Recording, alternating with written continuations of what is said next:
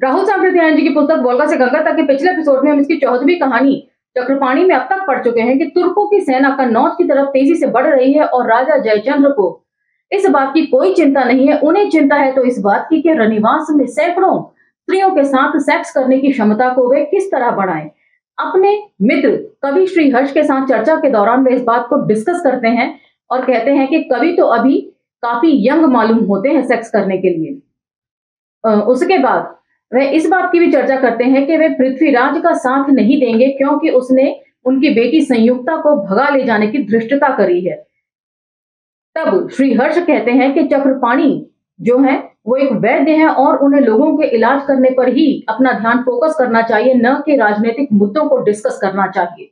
उसके बाद एक अन्य दृश्य में हम देखते हैं कि वैद्य चक्रपाणी और कुमार हरिश्चंद्र आपस में मंत्रणा करते हुए इस बात की चिंता व्यक्त करते हैं कि जितनी तेजी से तुर्कों की सेनाएं कन्नौज की तरफ बढ़ रही हैं, यदि महाराज ने जल्दी उनसे लड़ने के बारे में कोई उपाय नहीं सोचा तो गहडवारों का वंश जो है वो नष्ट हो जाएगा और उनके नष्ट होने का मतलब यह है कि हिंदुओं की वंशावली का नष्ट हो जाना।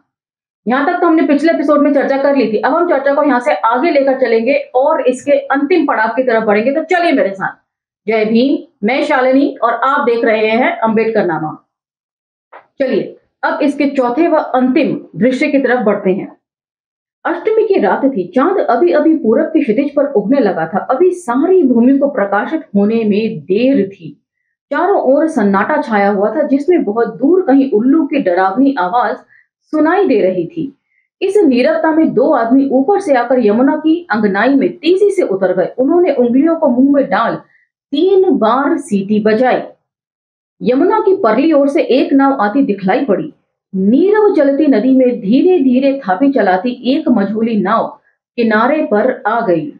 दोनों आदमी धीरे से नाव पर कूद गए। भीतर से किसी ने पूछा, सेना नायक माधव? हाँ आचार्य, और आल्हण भी मेरे साथ आया है। कुमार कैसे हैं? हाँ, अभी तो होश नहीं आया है, किंतु इसके लिए मैंने थोड़ी सी दवा दे दी है। कहीं कुमार रण क्षेत्र की ओर लौट पड़ते तो? लेकिन आचार्य, वे आपकी आज्ञा का कभी उल्लंघन नहीं कर सकते।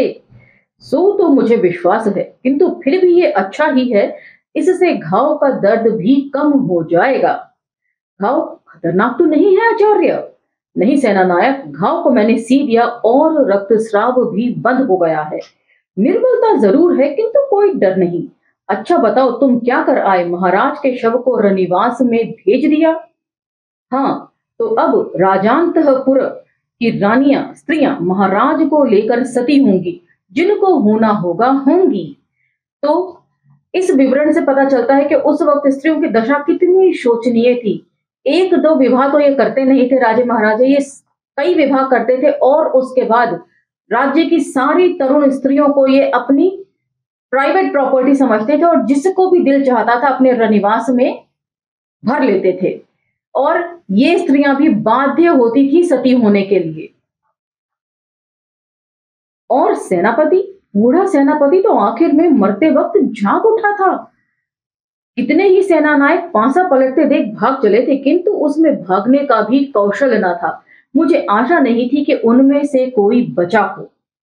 यही बात यदि 3 वर्ष पहले हुई होती और हरीश चंद्र हमारे महाराज तथा माधव तुम कान्य कुब्ज के सेनापति हुए होते।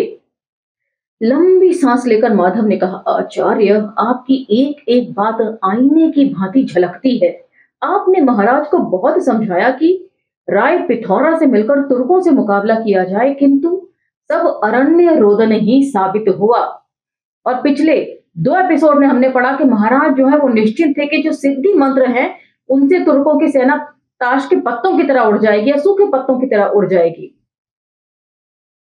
अब अफसोस करने से कोई फायदा ना होगा। बतलाओ और क्या व्यवस्था की? 500 नावें 50-50 के गिरोह में सैनिकों से भरी अभी आ रही हैं। गागा, मोगे, सलखू के नायकत्व में मैंने सेनाओं को बांट कर आदेश दिया है कि चंदावर विदिन ब्रैकेट इटावा के पूरब हटकर तुर्कों से लड़ें। सीधे कम, छापा मार ज्यादा और परिस्थिति को प्रतिकूल होते देख पूरब की ओर हटते जाएं। मतलब जब कोई चीज अपने हाथ में ना रहे और हार निश्चित लगे तो किस तरह पीछे हटना है वो सारी योजना बता रहे हैं सेना नायक। कन्नौज के राजप्रसाद, मैंने वहां से जितनी चीजें हटाई जा सकती थी हटा दी हैं। गंगा में ही बहुत सी नावें 2 दिन पहले ही निकल चुकी। मैंने इसीलिए माधव तुम्हें सेनापति की छाया से बचाया था, उसने अपने से पहले ही तुम्हें मरवा दिया होता। तुमको और कुमार को बचा देखकर मुझे संतोष है। अभी हिंदुओं के लिए कुछ आशा है। कुछ भी हो, अंतिम समय तक हमें अपनी शक्ति में से एक एक रत्ती को सोच समझकर व्यय करना होगा। जैसा कि हमने पिछले एपिसोड में पढ़ा था, वैद्यराज चक्रपाणी बोलते हैं कि यदि गहडवारों का वंश नष्ट हुआ तो ये हिंदुओं के वंश का नष्ट होना समझा जाए। दूसरी नावें आती मालूम होती है आचार्य। सेना नायक आल्हा, आपके आते ही सब नावों को यहां से चलने का आदेश कर देना। बहुत अच्छा आचार्य, आल्हण ने नम्र स्वर में कहा। अच्छा चलो माधव, नीचे कोठरी में चलो, तुम्हें वहां अंधेरा है। मैंने जानबूझकर वहां से दीपक बुझा दिए।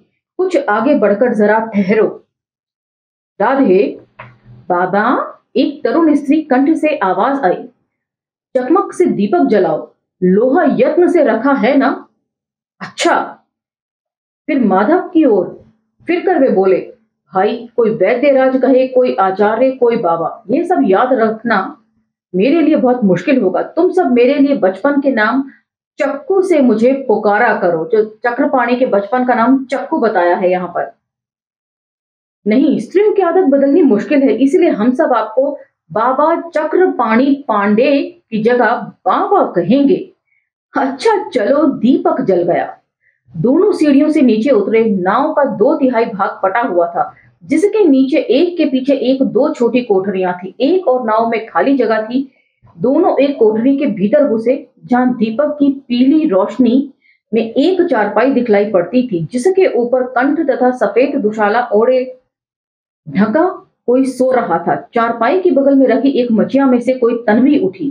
चक्रपाणी ने कहा, भाभी कुम्हार हिले डुले तो नहीं? नहीं बाबा, उनका श्वास वैसे ही एक सा चल रहा है। घबरा तो नहीं रही हो बेटी? चक्रपाणी की छत्र छाया में घबराना? कहीं घेटवार वंश ने पहले पहचाना होता तो अपने गुरु द्रोणे को। ये हमारे सेनापति परम सहायक महाराजा धीराज हरिश्चंद्र के सेनापति माधव आ गए। तो हमने पिछले एपिसोड में पढ़ा था कि कुमार हरिश्चंद्र जो है वो एक बार को ये भी ख्याल करते हैं कि महाराज को जो है वो तख्ते ताउस से हटा दिया जाए और खुद राजगद्दी पर बैठकर डिसीजन लिया जाए लड़ने का। लेकिन फिर वो कहता है कि चक्रपाणी की शिक्षा उसे ऐसा करने से रोकती हैं।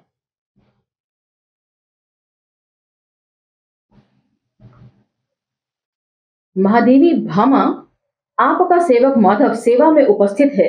यह माधव ने अभिवादन किया। मैं अपने माधव से अपरिचित नहीं हूं।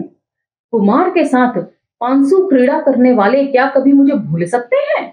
और जिनकी भुजाएं भामा गहडवार वंश की धूली लुंठित लक्ष्मी को फिर से उठा लाने के लिए शक्ति रखती हैं। बाबा, तुम्हारे मुंह में भामा कहलाना कितना प्रिय लगता है। पिता याद आते होंगे पुत्री? नहीं बाबा, हमें राजकुल में दूसरी ही हवा बहानी होगी। ओह, कितनी बनावटी, कितनी ढोंग है यहाँ। हमें मनुष्य में सीधा साधा संबंध स्थापित करना चाहिए। पुराने राजकुल को पिता विदिन ब्रैकेट श्वसुर भट्टारक के साथ जाने देना चाहिए। तो मतलब ये बहू है जो बता रही है कि अब हमें नई इबारत लिखनी होगी। गया पुत्री, वह तो बहुत देर से गया। क्या तुमने कुमार के अंतःपुर को देखा है? आंखों से आंसुओं को पोंछते हुए भामा ने कहा, बाबा आपने हम फिर मनुष्य बना दिया। नहीं पुत्री, यदि कुमार हरिश्चंद्र की जगह कोई दूसरा होता तो मैं सिर्फ तो पानी पीटता रहता। यह सब कुछ कुमार हरिश्चंद्र। बाबा, सामने कुमार की अधकुली आंखों को देखा। भामा उसके पास दौड़ी गई और बोली, मेरे चंद्र राहु के मुंह से निकल आए। हाँ मेरी भामा, लेकिन मैं तो अभी बाबा की आवाज सुन रहा था। बाबा? वे बाबा नहीं जिन्हें गहडवारों के सूर्य को डुबाया, इस बाबा को जिसे तुम बाबा कहती हो और जिसे मैं भी बाबा कहता हूं। बाबा का मतलब यहाँ पर वे रूपक में बात कर रहे हैं कि मैं अपने पिता को याद नहीं कर रहा हूं, मैं वैद्यराज चक्रपाणी को याद कर रहा हूं, जिन्होंने मुझे बचाकर घेटवार वंश को एक बार फिर बचा लिया।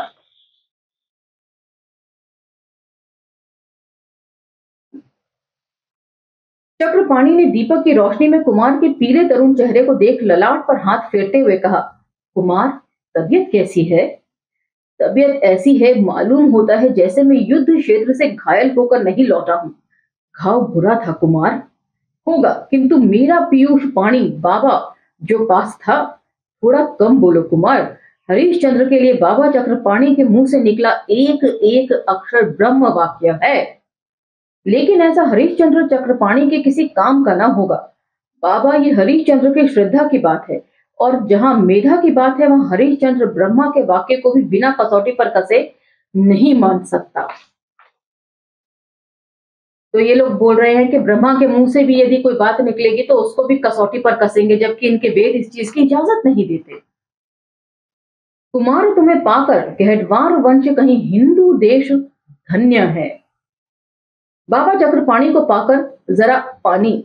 भामा ने तुरंत गिलास में भरकर पानी दिया। बाबा ने नाव को चलते जानकर कहा, हम बनारस चल रहे हैं कुमार, द्वितीय राजधानी को। सेनापति माधव ने सेना के लिए आदेश दे दिया है। सेना इधर तुर्कों को रोकेगी, उधर हम बनारस में घेटवार राजलक्ष्मी के लिए सैनिक तैयार करेंगे। नहीं बाबा, जैसा आप दूसरे समय कहा करते थे, उसी हिंदू राजलक्ष्मी को लौटाने की तैयारी करें। अब यह लौटी राज्य लक्ष्मी हिंदू राज्य लक्ष्मी होगी, इसे हिंदू भुज बल से जीत कर लौटाना होगा, चंडाल और ब्राह्मण को भेद मिटाकर। हाँ मेरे गुरु द्रोण। तो यहाँ पर कुछ बातें हैं जो बेहद नोट करने लायक हैं। बार बार जो है हिंदू राष्ट्र लक्ष्मी को लौटाने की बात हो रही है, बिल्कुल वही है जैसे कि आज हिंदू राष्ट्र बनाने की बात हो रही है। इस पुस्तक को लिखते वक्त का जो काल था वो 1942 का था, और उस वक्त जो है स्वतंत्रता आंदोलन अपने करीब करीब चरम पर पहुंच चुका था। एक तरफ मुसलमान पृथक राष्ट्र की मांग कर रहे थे, एक तरफ डॉक्टर अंबेडकर जो हैं दलितों के लिए, अस्पृश्यों के लिए अलग डिमांड कर रहे थे, और संघियों की डिमांड जो थी हिंदू महासभा वालों की, वो हिंदू राष्ट्र को लेकर प्रबल हो रही थी। तो किस काल चक्र को ध्यान में रखकर ये स्टोरीज लिखी गई हैं, उसके साथ साथ किस काल चक्र में बैठकर ये स्टोरीज को लिखा गया है, ये दोनों ही बहुत महत्वपूर्ण है, दोनों एक दूसरे से अलग नहीं है। बार बार जो है वो हिंदू वंशावली की बात राहुल सांकृत्यायन यहाँ पर कर रहे हैं, एक ओवरऑल पूरे राष्ट्र की बात वे नहीं कर रहे हैं, वे सिर्फ हिंदू वंशावली और हिंदू राष्ट्र की बात कर रहे हैं, हिंदू राज्य लक्ष्मी की बात कर रहे हैं। इन सब चीजों के ऊपर विचार मंथन किए जाने की जरूरत है। ये एपिसोड आपको कैसा लगा मुझे कमेंट सेक्शन में बता दीजिएगा। पसंद आए तो लाइक शेयर सब्सक्राइब भी कीजिएगा। असहमतियों का भी स्वागत है। मिलते हैं अगले एपिसोड में अगली कहानी के साथ। अब मुझे आगे दीजिए। जय भीम, धन्यवाद।